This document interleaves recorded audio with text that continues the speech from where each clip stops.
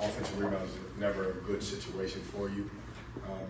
It's weird when I look at this stat sheet because they got 12 more shots than us, and typically that's who we are. We turn people over so we get more possessions. Really good game that, I think we took the lead, and you guys can tell me if I'm wrong, 46-45, and then it kind of went on a run. And honestly, to be honest with you, it was, we had some defensive breakdowns that we had not allowed the entire game. We gave up an offensive rebound where I thought we stood and watched. We didn't switch a screen, and Flip ended up making a three. I don't know if they called it a two. And then obviously when we stopped scoring a couple times, they got out in transition and made some baskets a little bit. It's a good basketball team, but when you're playing against a good basketball team, you can't have those breakdowns. And obviously that's what happened to us in the second half. I thought, offensively, yeah, we went through our stretches where we didn't make shots. DJ Burns was really good tonight.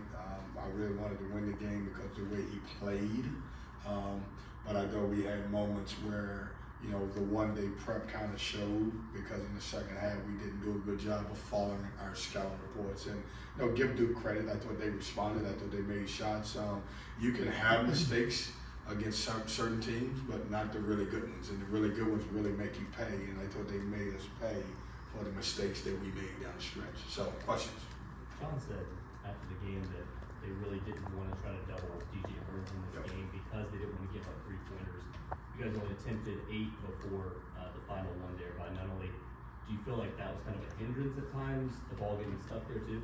No, Corey, it's weird because everybody comes in with a game plan to figure it out, and we've had both. We've had, I'm going to double him. Then some people say I'm going to give him 30 and see if the team can beat you.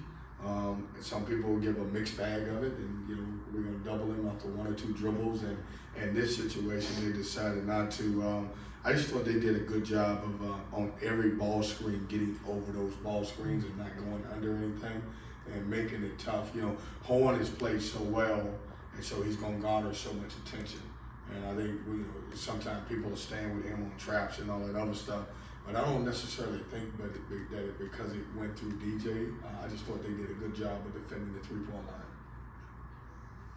Defense on Horn, you mentioned that. Yeah. He's been so steady for you all year, but they did a good job in taking away the three and taking away almost everything you had. Yeah, Chip, everybody takes away the best player. We did a great job on Flip. He had 9. But he's a beast. And so, if you can take away the best player from the other team, then I think that usually goes well for you. I just looked at the other guy. It was a great back and forth game, and I told the guys in the locker room, here's the 4 or 5 mistakes that I thought we made, and the game kind of got away from you at that point. If you don't make those mistakes, the game may not get away from you. And they made shots, and they did some good things. They got on transition, but we had breakdowns that I just didn't like. And with some of our main guys, and I said, you got to stay focused and you got to lock in and do what you're supposed to do. The great thing about this team right here is, we got one more game, which I can say this now. We played everybody in the league, and there's so much parity in this league. Obviously, I'm sure I'm going to get questions about, hey, you missed another opportunity to get a quad 1. Well, now we get all quad 1s because we got to work and go on the road to Pitt and finish the regular season. But I think the tournament is completely wide open, and we have to prepare ourselves for the tournament. It's unfortunate that it's that way, but it's also our league is that way. So right now, we're no different than anybody else because right now it's really 4 guys who's locked in, and the other 11 folks have to really go into the tournament and win the tournament in order to go to the NCAA. And that's a shame because, some of our teams we should be having 7 or 8 teams that are comfortable going into the tournament. So as much pressure as it may feel like it's going to be for NC State, it's going to be pressure for at least 10 teams going into that tournament because if you don't win, you ain't playing in the NCAA tournament. So, and we're one of those teams right now. Coach Keatts, with that being said, final game this Saturday against Pitt, and then you move into the ACC tournament. Who are some role players that you expect to kind of take, not things personally, but just rally this team together as leaders as you head into the season? Yeah, we need everybody to be on their game, like Mo has to rebound the basketball. That's his game. You know, JT's got to be really locked in defensively and drive the ball and get to the free throw line. DJ Horn's got to make shots for us. DJ Burns got to be able to score the ball and also be efficient passing the basketball. Michael has to be solid. We don't need anybody to be anyone else. We just need the best version of them. And it's one of those things, man. You gotta, you know, when you get into that ACC tournament, I did it for 3 years at the mid-major level, where you knew that you had to win the tournament in order to go. You know, my last year at UNCW, we won 28 games, and all I'm thinking about all day going into that, if I don't win my 29th game, I'm not going to the NCAA. So I think in our situation, not just only us, it's 10 teams that's gonna have this conversation. Like, we gotta get hot and get hot at the right time, and we gotta try going there and win the tournament. That's the way it's gonna happen, yeah. Is it deflating as a coach to kind of be in the mix with these good teams for 30, 35 minutes and just having, kind of rivalry at the end? Yeah, I don't know that the word is deflating. You know, our guys are really, competing at a high level. If you saw the game, you wouldn't think that it was, the score was what it was. Yeah. They kind of got away at the end. We played with the best of them. We've beaten, 3 or 4 teams that's at the top of our league. And so, and here's the crazy thing is, so was a lot of other teams. When you look at some guys who are, 4 or 5 wins, they beat some teams too. Georgia Tech, I'm glad the ACC tournament's not in Georgia, because Georgia Tech's beating everybody there. It's a weird thing. So, I'm not only speaking for, I know we're talking about I just lost a game, we just lost a game, but at the end of the day, I have a chance to reflect on what everybody has to do going into that last game. And obviously, we want to go into Pitt and, obviously play well and try to come out there with a win. And then our mindset has to be, you have to win the tournament.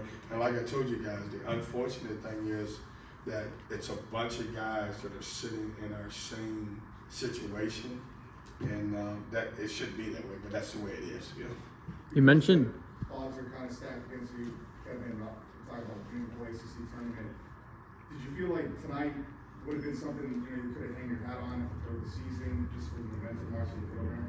I think it would have been. I don't think just momentum for the program. I think it would have been great to get. Number one, you could check off a lot of boxes. It's a home game for your seniors. It's a quad 1 win.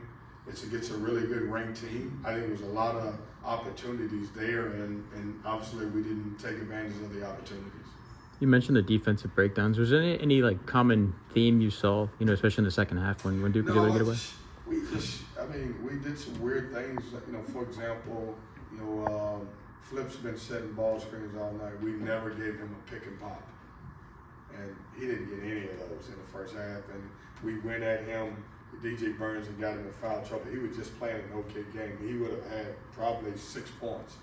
And we had 2 where all of a sudden we blew the screen up, and now 2 guys are on the ball and they just throw it back to him for a shot. And we talked about that at the end of, at the end of the game. I stood down and we talked for about 10, 15 minutes. Sorry to make you guys wait, but one of the things that we talked about is, like, at this point you got to become mistake free, because what happens is, as we get down the stretch, the more mistakes you make, your opportunity, you're going home. And that's what happened to us. We made some mistakes that we shouldn't have, and we will get back on Wednesday. We'll take off tomorrow. We'll address those and try to limit the mistakes that we made down the stretch. And those are not winning plays, and we got to figure out how to make winning plays the entire game, not 30 minutes of the game. Yeah. How much of an impact did Sean Stewart have? He seemed like he gave Duke a big boost on both ends. Let's see his numbers, because I got to go back and look at it. He was good. he had 4 offensive rebounds. I mean, that's an impact to me. I didn't know, but he's super athletic. He plays his role, understands it, does a good job. Hey, it's a good basketball team that we play, and they will make you pay for any mistakes that you make. And I thought they did us tonight. And I thought we did, for the most part. They took 33 pointers and made 9. It's the only team that we played this year that I thought could beat you with paint touches and also behind the 3-point line. I thought we took away, some of their drives and all that other stuff, but they beat us to every loose ball in the first half, and and we were still in the game, and the theme it wasn't as effective late in the second. We did a better job, but that's just too many. It's a numbers game. If they're taking 12 more shots and we take it, it's a numbers game. You're not going to be able to win when you have that situation. What did you see from DJ Burns that was really able to shut Filipowski down? They don't, Flip's a 4. And he probably, that kid's probably going to play in the NBA. That young man, I shouldn't say kid. And he's probably going to have some opportunity to play some small forward. They don't have a legitimate post guy, other than, Ryan Young's name, Ryan Young.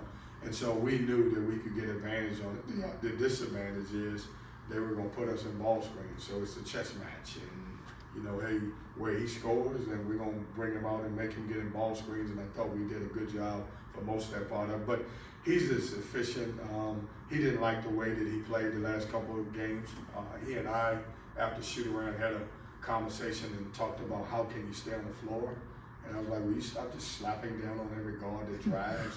He's trying to rake every guard, and that's just not a good thing. And so the reason why he hasn't played well is because he couldn't be on the floor because he's fouled so much. And we need him as an inside out threat because he can pass the ball and all that other stuff. They did a good job of taking away 2 of the guys who have played well, which was DJ Horn and also Jay Taylor. Jay Taylor had played well, and I didn't think he played particularly well this evening. Yeah. Coach, obviously with this being the final home game and not the result you guys wanted, even with the effort that everyone gave, it felt like tonight. What's your coaching mindset in terms of getting these guys ready for obviously the final regular season game and the potential final stretch of the season? Yeah, I'm locked in. I'm pumped because I take one game at a time, and we got 9 wins in the league, and there's a bunch of teams that got 9 and 10 wins, and we never take that for granted.